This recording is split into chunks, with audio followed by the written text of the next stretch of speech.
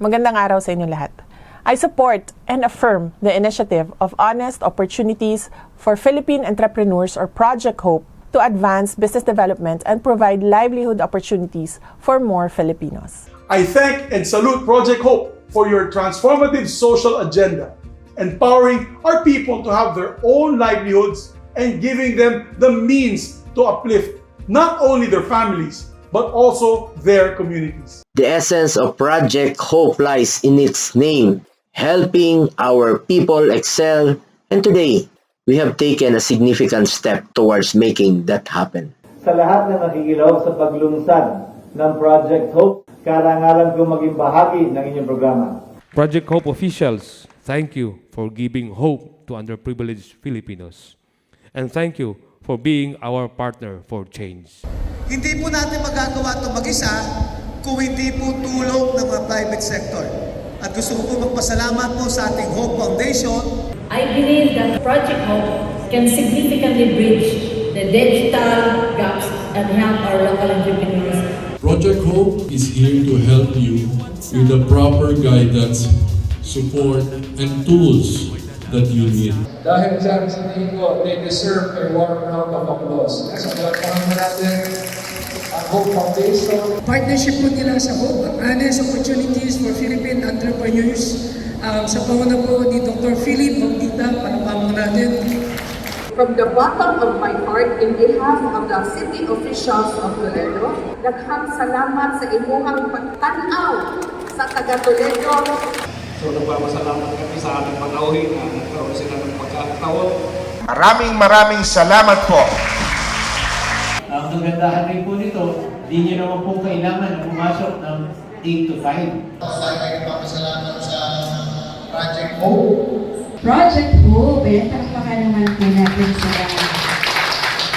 ngayon natin nare-realize na pwede naman palang magnegosyo online. Thank you very much for this opportunity. For your constituents. And this is the Project Hope. We recently launched them in Olongapo City. Nationwide na po silang umiikot. And of course, being partner of the Philippine Councilors League, open pa po ito para sa ating mga konsehal, sa inyong mga constituents sa buong Pilipinas. Ito po yung Project Hope na nandito sa harap.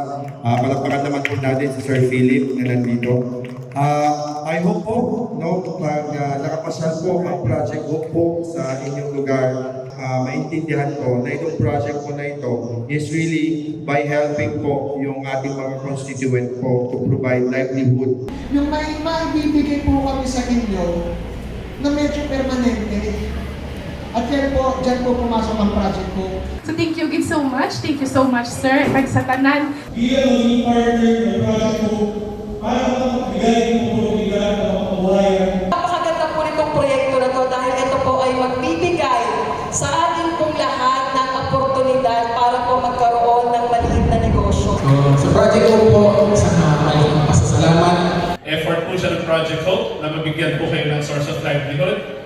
Effort rin po siya ng PCL para makatugon po sa mga kailangan po ng mga constituents natin sa buong Pilipinas. Sa aking kaibintura ng aking puso, natutuwa ako na marami pong natutulungan ang proyektong ito.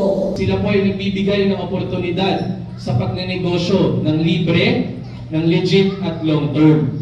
Unang-una, siyempre nagpapasalamat po tayo sa Project Hope kasi binigyan niyo po tayo ng pagkakataon. Alam niyo po, kayo po ang una. Today to launch the Project Hope dito Ciudad de Baguio. Ipakagandang oportunidad itong bibigay sa atin ng Project Hope na ito. Maraming salamat sa mga namumuno sa Project Hope. Kami po ay lubos na nagpapasalamat sa pag-identify niyo sa provision ng Sorsogon as the beneficiaries po ng Project Hope.